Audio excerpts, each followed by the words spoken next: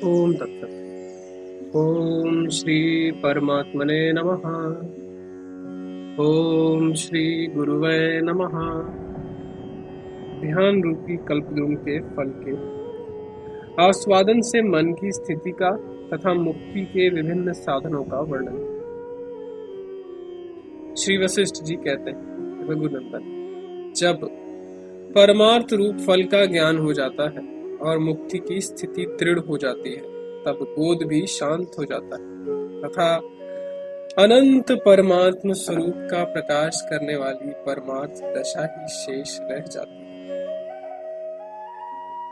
मनस्ता मनस्वभावता ना मालूम कहाँ विलीन हो जाती है और निर्वाद विवाग रहित सर्वव्यापक को विशुद्ध सदरूपिणी परमानंदमयता ही रह जाती है। उस समय जीवात्मा के परमार्थ स्वरूपता को प्राप्त हो जाने पर मन, वासना, कर्म, हर्ष, अमर्ष आदि भी कहाँ चले जाते हैं, इसका कुछ भी पता नहीं चलता। जिसे संपूर्ण भोगों से विरक्ति हो गई है, जिसकी इंद्रिय वृत्तियां पूर्णतया शांत हो गई हैं, संपूर्ण दृश्य जिसके लिए नीरस हो गया है, जो अपने आत्मा में ही रमण करने वाला है, जिसकी मनोवृत्तियां क्रमशः नष्ट हो गई, जो बिना प्रयास के ही विश्रांति प्राप्त कर चुका है, ऐसे योगी की समाधि स्वतः ही सिद्ध हो जाती है। फिर इस विषय में विचार ही कौन करे। विषयों से जो दृढ़ वैराग और परम उपरति है, वही ध्यान कहलाता है, और वही जब भली भांति परिपक्व हो जाता है, तब वज्र के समान सुदृढ़ अर्थात वज्र ध्यान हो जाता है। या जो भोगों से वैराग्य है, यही अंकुरित होने पर परम उपरति होकर ध्यान कहा जाता है, और दृढ़ होने पर उसी की समाधि संज्ञा होती है। जो दृश्य प्रपंच के स्वाद से मुक्त हो गया है और जिसे यथार्थ ज्ञान की प्राप्ति हो चुकी है, उस मुनि की तो अविराम निर्विकल्प समाधि लगी रहती। जब भोग अच्छे नहीं लगते, तब यथार्थ ज्ञान का उदय होता है, और जिसे विषय भोग रुचिकर नहीं लगते, वह ज्ञानी कहा जाता है। जिस ज्ञानी को अपने स्वभाव में विश्राम प्राप्त हो चुका है, उसका स्वभाव भोगी कैसे हो सकता है, क्योंकि आत्म विरुद्ध स्वभाव ही भोग है। फिर उस स्वभाव के क्षीण हो जाने पर भोगिता कहाँ से और कैसे प्राप्त हो सकती है। श्री राम, साधक को चाहिए कि वह पहले वेदांत श्रवण करे, फिर स्वाध्याय करे, पश्चात प्रणव आदि का जप करे। तदनंतर ध्यान समाधि में लीन हो। समाधि से विरत होने पर वह थका हुआ साधक पुनः पूर्व व्रत श्रवण, पाठ और जप का ही आश्रय ले। राघवेंद्र, जो संसार का भार ढोते ढोते अत्यंत थक गया है और संकटों को झेलते झेलते जिसका शरीर जर्जर हो गया है, अतः विश्राम करना चाहता है, उसके उस विश्राम क्रम को सुनो। जैसे पथिक यज्ञ यूपों से दूर हट जाता है, वैसे ही ऐसा पुरुष अज्ञानियों को दूर से ही त्याग देता है और तत्व ज्ञानियों का अनुगामी होकर स्नान, दान, तप और यज्ञ आदि का अनुष्ठान करता है तथा सदा परोपकार में तत्पर रहता है, जिससे पर प्रज्ञानुग कहा जाता है। वह सभी जनों का प्रिय तथा शास्त्र अनुकूल पवित्र कर्मों का रसिक होता है। यह सभी के साथ सौम्य व्यवहार करता है। ऐसे पुरुष की नवीन संगति, जो नवनीत के समान स्वच्छ, स्नेह भरी, कोमल, मनोहर और सुस्वादु होती है, संपर्क में आने वाले जन को सुख प्रदान करती है। विवेकी पुरुष के चरित्र, जो चंद्रमा के किरण समूह की तरह अत्यंत शीतल और पवित्र होते हैं, सुनने वाले मनुष्य को पूर्ण रूप से शीतल कर देते। सत्पुरुषों के संग से जैसी निर्भय शांति प्राप्त होती है, वैसी शांति राशि राशि पुष्पों से भरे हुए उद्यान खंडों में भी नहीं मिलती। ज्ञानी पुरुषों की संगति मंदाकिनी की जल की तरह लोगों के पापों का प्रक्षालन करके विशुद्धता प्रदान करती। संसार सागर से पार जाने की इच्छा वाले विरक्त ज्ञानी पुरुषों के समागम से मनुष्य का हृदय वैसे ही शीतल हो जाता है जैसे हिम और पुष्पहारों से निर्मित घरों में निवास करने पर होता है। क्रमशः किए गए न्यायोचित निष्काम कर्म से बुद्धि विशुद्ध हो जाती है और बुद्धि के निर्मल हो जाने पर जैसे स्वच्छ दर्पण प्रतिबिंब को तुरंत धारण कर लेता है, वैसे ही मनुष्य शास्त्रों के अभिप्राय को अपने अंतःकरण में यथार्थ रूप से ग्रहण कर लेता है।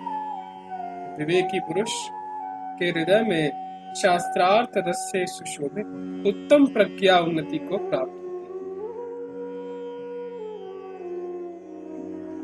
जिसका आत्मा साधु समागम से शुद्ध तथा शास्त्रार्थ चिंतन से परिमार्जित हो गया है, वह प्राज्ञ पुरुष परम शोभा पाता है। प्राज्ञ पुरुष शास्त्र और सत्पुरुषों के संग का ऐसा अनुसरण करता है जिससे इनमें अत्यंत आसक्ति होकर इन्हीं का अनुभव होता रहे। क्रमशः सज्जनता को प्राप्त करके वह शास्त्रार्थ की भावना से पूर्णतया भावित हो जाता है। फिर भोगों का तिरस्कार करके वह पिंजरे से छूटे हुए सिंह की तरह शोभा पाने लगता है। भोगों के पीछे दौड़ना बहुत बड़ा दुर्भाग्य है, इसलिए दिन पर दिन उसका त्याग करने वाले विवेकी पुरुष के द्वारा उसका कुल उसी प्रकार चमकने लगता है जैसे चंद्रमा से तारों का सौरभ।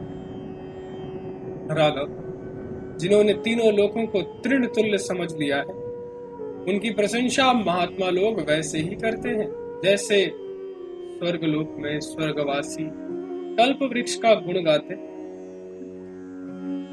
कैसा पुरुष भूतल पर उदित हुए चंद्रमा के समान होता है। अतः जिनके नेत्र विस्मय से उत्फुल्ल हो गए हैं, ऐसे साधु महात्मा सौहार्दवश उसका दर्शन करने के लिए आते हैं। भोगों के प्रति उसकी आदर बुद्धि सदा के लिए नष्ट हो जाती। इसलिए न्याय युक्त भोगों के प्राप्त होने पर भी वह उनका आदर नहीं करता। तदनंतर जैसे स्वास्थ्य चाहने वाले व्यक्ति वैद्य का आश्रय ग्रहण करता है, उसी प्रकार सर्वोत्कृष्ट कल्याण की प्राप्ति के लिए वह स्वयं ही सत्संग करता। उस सत्संग के परिणाम स्वरूप उसकी बुद्धि परम उदार हो जाती, जिससे वह अत्यंत निर्मल जल वाले सरोवरों में प्रविष्ट हुए गजराज की तरह शास्त्रार्थ चिंतन में निमग्न रहता है। जैसे सूर्यदेव अंधकार मग्न प्राणी को अपने निकट आने पर अपने प्रकाश से पूर्ण कर देते हैं, वैसे ही सज्जन पुरुष अपने संपर्क में आए हुए मनुष्य को विपत्तियों से उबराकर दैवी संपत्तियों से युक्त कर देता है। जो विवेकी है, उसकी बुद्धि पहले से ही दूसरे का धन ग्रहण करने से विरत रहती है, क्योंकि उसे प्रारब्ध अनुसार प्राप्त हुए अपने ही धन से संतोष रहता है। तथा पर धन के ग्रहण से विरत एवं संतोष अमृत से परिपूर्ण हुआ वह क्रमशः अपने स्वार्थों की भी उपेक्षा कर देना चाहता है। वह याचक को कण और शाक आदि जो कुछ अपने पास मौजूद रहता है वह सब दे देता है। यहाँ तक कि उसी अभ्यास योग से वह अपना शरीर भी दे डालता है। विवेकी पुरुष को चाहिए कि पहले वह पर धन के ग्रहण से यत्न पूर्वक विरत हो जाए। जब इसका पूर्णतया अभ्यास हो जाए तब उसे विवेक बल से स्वार्थों से आसक्ति हटा लेनी चाहिए। श्री राम जैसे सरोवर के वर्षा के जल से ही भरता है, उसी तरह मनुष्य का अंतःकरण संतोष से ही परिपूर्ण होता है। जैसे वसंत ऋतु के आगमन से सुंदर पुष्पों से लदे हुए वृक्षों से वन लहलहा उठता है, वैसे ही साधु पुरुष संतोष से ही गंभीर, शीतल, मनोहर, प्रसन्न और रसशालिनी ओजस्विता को पाकर शोभित होने लगता है। किंतु जो असंतुष्ट है, सदा धन के लिए लालायित रहता है, उसकी प्रकृति दीन हो जाती है और वह खड़ाऊ या पनही की रगड़ से पिसे हुए कीड़े की भांति चेष्टा करता रहता है तथा एक दुख से दूसरे दुख को प्राप्त होता रहता है।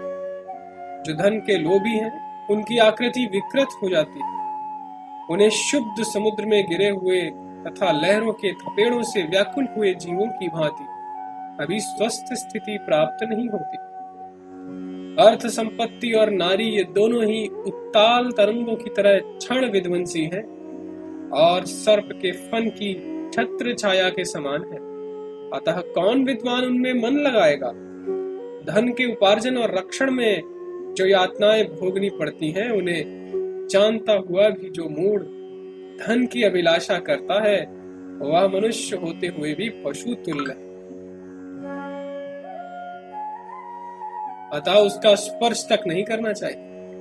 जो संतोष रूपी हंसुआ से मन के बाह्य इंद्रिय व्यापारों को और आंतरिक संकल्प आदि को एक साथ ही काट डालता है, उसका क्षेत्र ज्ञान बीज की उत्पत्ति का स्थान हृदय प्रकाशित होता है। पुरुष को चाहिए कि पहले संसार से विरक्ति प्राप्त करे, वैराग्य हो जाने पर सत्पुरुषों का संग और शास्त्रों का अभ्यास करे, शास्त्रों के अर्थों की दृढ़ भावना करके भोगों से दूर रहे, तब कहीं उसे संतोष सुदृढ़ होता है और उसकी दृढ़ता से परमार्थ तत्व की प्राप्ति होती है। ओम तत्सत, ओम तत्सत, ओम।